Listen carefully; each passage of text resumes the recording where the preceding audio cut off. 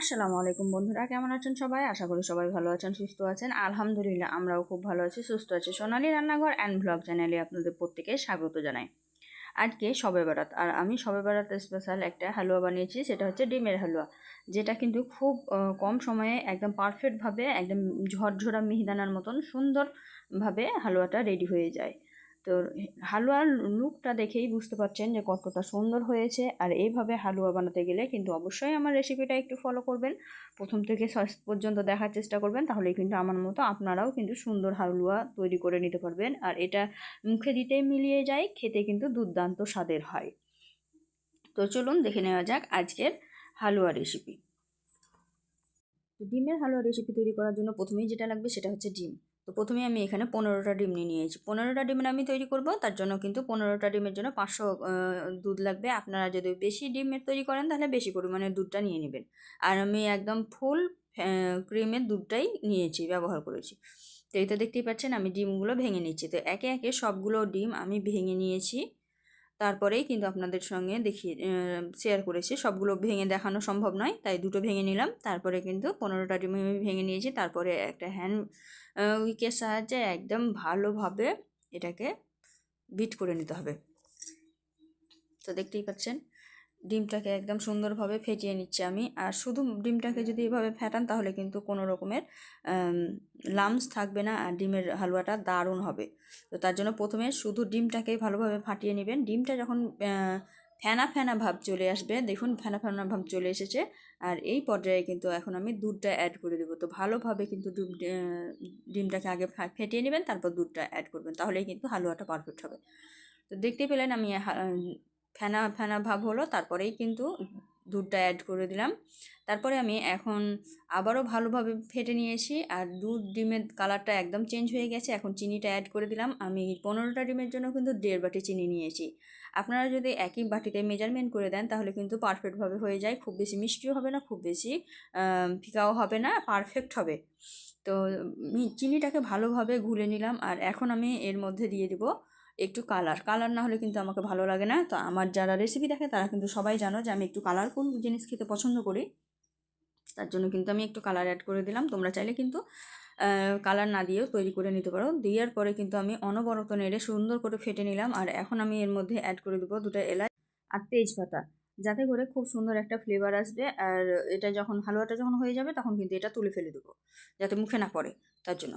তো আমি কড়াইয়ে অনেকটা পরিমাণে ঘি নিয়েছি, এটা গাওয়া ঘি। তারপরে আমি কিন্তু ঘিটা একটু গরম করে যেটা তৈরি করেছি ঘোলটা সেটা দিয়ে দিলাম।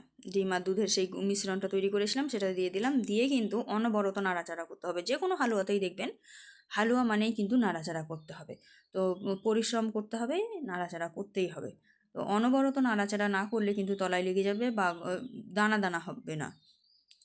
তো দেখতেই পাচ্ছেন আমি কিন্তু কোনো রকমের খুন্তি টন্তি কিছু ব্যবহার করিনি। এখানে যেটা আমার সুবিধা মনে হয়েছে সেটা দিয়েই করেছি। আপনাদের যদি খুন্তি দিয়ে সুবিধা হয় আপনারা খুন্তি দিয়েই করে নেবেন। তো দেখতেই পাচ্ছেন আমি অনবরত নাড়াচাড়া করছি, আর এটা কিন্তু নাড়াচাড়া করতে করতেই কতটা ঘন হয়ে চলে এলো। দেখুন কতটা ঘন হয়ে গেল। এটা কিন্তু খুব বেশি সময় লাগে না ঘন হতে, সঙ্গে সঙ্গেই কিন্তু ঘন হয়ে যায়। তো অনেকটা গাঢ় হয়ে গেছে, আর আমি কিন্তু অনবরত নাড়াচাড়া করে যাচ্ছি। আপনারাও কিন্তু এভাবে অনবরত নাড়াচাড়া করবেন। দেখুন কত সুন্দর একদম মিহিদানার মতন দানা দানা হতে শুরু করে দিয়েছে।